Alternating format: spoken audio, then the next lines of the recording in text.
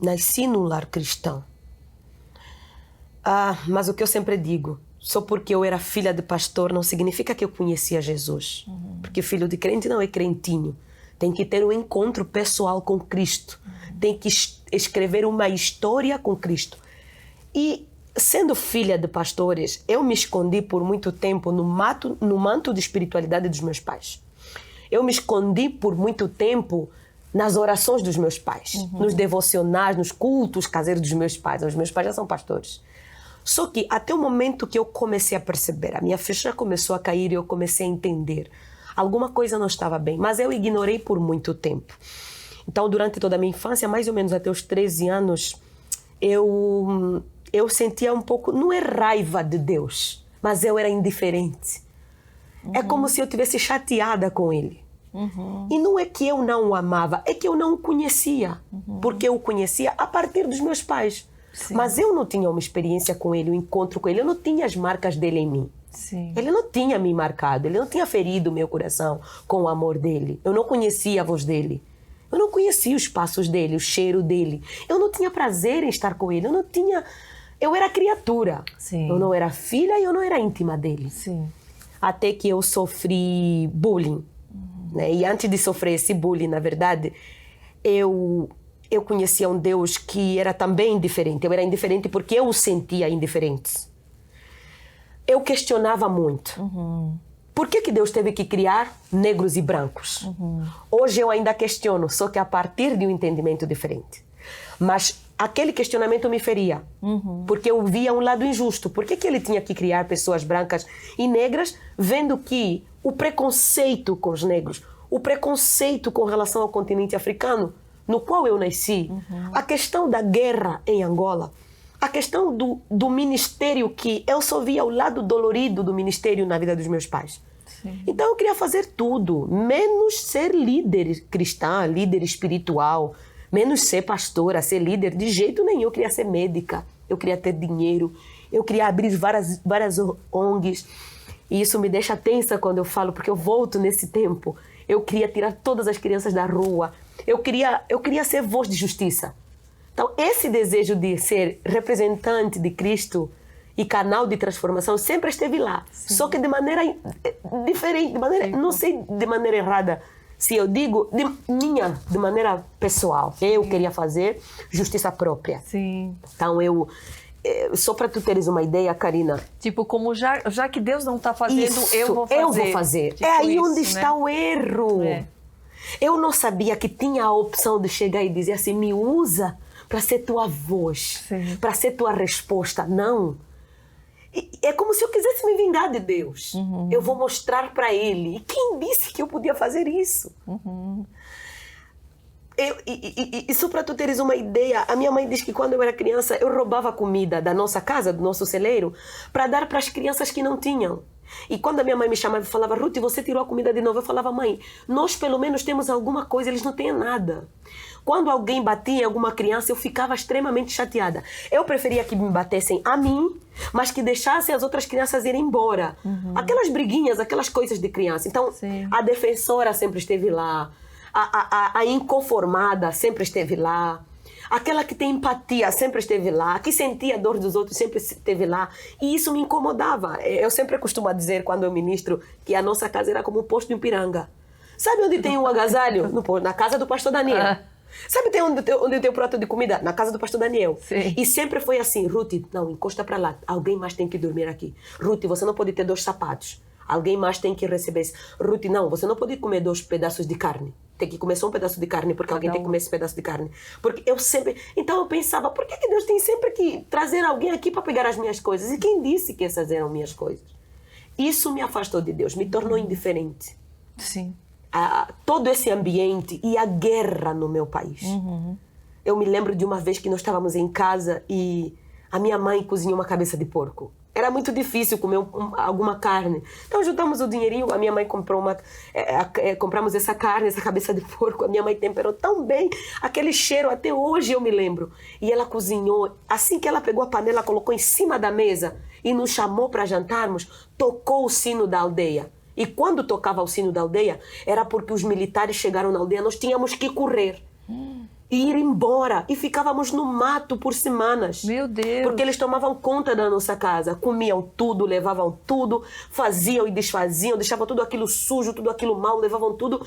E nós tínhamos que ficar semanas e semanas, e até hoje eu me lembro do meu irmão ter que caçar ratos da terra. Nós ficávamos em lavras, como se fossem esses lugares que plantam milho, plantação de milho. Sim. Ficávamos ali escondidos. Por semana não podia ir em casa. E ficávamos ali, o meu irmão caçava ratos para podermos comer.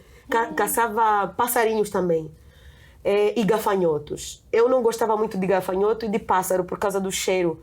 Mas os ratos tínhamos que comer, e eram aqueles que comem milho. Né? E para sobreviver. Então me fala, como é que você vai falar do amor de Deus nesse contexto para mim? Você não pode falar Deus é real, Deus está em todo lugar, Deus é presente. Não me fala disso. Meu Deus. E eu sempre questionei muito. Para mim as coisas têm que ter propósito, têm que fazer sentido. Então isso me deixou indiferente com relação a Deus. Eu não queria Deus. E o sofrimento, ele é assim, ele ativa essa coisa em nós. E aí eu sofri bullying. Eu cheguei em casa, eu disse para minha mãe, eu sofri bullying porque eu não queria mentir na escola, eu não queria ficar com os rapazes na escola, eu não queria fazer cábula, que aqui no Brasil é cola, não queria colar. Mesmo não sendo cristã, eu tinha princípios morais. Sim. Só que para ser verdadeiramente cristã, não basta moralidade e ética e saber etiqueta. Você tem que morrer e nascer de novo. Eu não tinha morrido e nascido de novo. Eu precisava morrer, era muita justiça própria. Era a Ruth viva demais, eu tinha que morrer. E aí eu cheguei, sofri esse bullying, porque ela quer se fazer de mais justa, de mais isso, por que ela tem que ser mais isso? Ela é a mais certinha, ela se acha certinha, perfeitona. Esse era o tipo nome. Isso, né? Isso, e aí juntaram umas pessoas e disseram, vamos bater nela, vamos lhe dar uma lição, para ela ver que ela não é a melhor. E aí 2 turmas se juntaram. Foi um bullying físico mesmo. Físico mesmo. E vieram, se prepararam. Eu, naquele dia, atrasei um pouco na escola. E quando eu vi uma nuvem de gente chegando. Ela chegou, vamos. Todo mundo a se chamar. E aquela nuvem vindo. E eu, o que está acontecendo? Eu estava com a minha sobrinha, o que está acontecendo ali? E na hora, sai um professor e disse, que baderna é essa? Saiam daqui, voltem para as vossas salas. Naquela hora, o professor estava entre eu e aquela nuvem de gente chegando. Eu não vi um professor. Eu vi o próprio Deus me dando o livramento. Porque se eles me batessem, eles iam me machucar. Ia ser feio, ia ser agressivo, aquilo não ia ser bom. Mas eu louvei ao Senhor por essa experiência, porque quando aquela nuvem chegando, gritando, e o professor saiu e gritou, é como se a mão do pai tivesse dito, ei, parou aquela fúria. E eu cheguei em casa, eu disse, mãe, ora por mim, porque na escola agora está acontecendo essa situação. Ela disse, não vou orar por você coisa nenhuma. Chega, está na hora de você orar.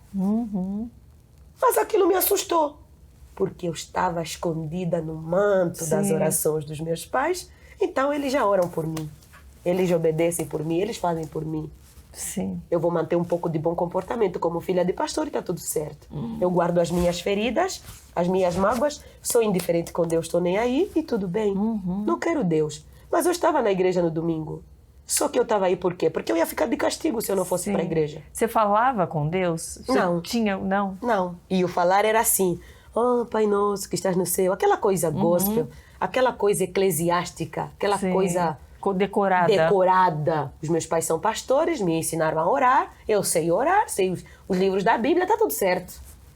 E ninguém conhecia a minha redoma, só eu conhecia a minha capa. Só eu conhecia o meu nível de falsidade. E, inclusive, eu lembro que quando ele pregava, eu tinha que prestar atenção e tal. Mas eu não prestava atenção no que ele estava a dizer, mas no fato de que o meu pai está a pregar. Então eu tenho que posar a bonita, eu tenho que fazer bem feito. Mas me lembro que um dia no meio do culto eu saí, fui lutar com um rapaz, peguei uma garrafa, bati na cabeça dele, abriu a cabeça, inclusive. Por quê? O que ele fez? Ele estava a bater nas meninas. Então eu não queria. Eu achei ele um covarde e eu disse, por que você bate nelas? Porque elas são fracas, não podem te enfrentar. Então vem lutar comigo. Aí só que ele também era forte, mas eu peguei a garrafa, joguei nele, se distraiu com os sangramentos e eu corri. Pelo menos consegui defender as crianças, as meninas. E aí eu... olha a coisa interessante, Karina. O ano passado eu fui no município onde eu cresci, onde eu nasci. E eu entrei, e fui na igreja da minha mãe, né? Eu entrei no culto, era o menino que eu bati com a garrafa dirigindo o culto. Nossa. Ele olhou para mim, me reconheceu e ainda queria me entregar. Pastor? Ele virou líder, ele virou líder. Ainda não é consagrado a pastor, mas é um diácono. E ele estava dirigindo o culto. Nossa, já cheguei como se tivesse assim já na unção, né? Pelo amor de Deus, misericórdia. Ele. Aí ele disse, olha quem está aqui conosco, falando no microfone. Já apresentou e tudo mais.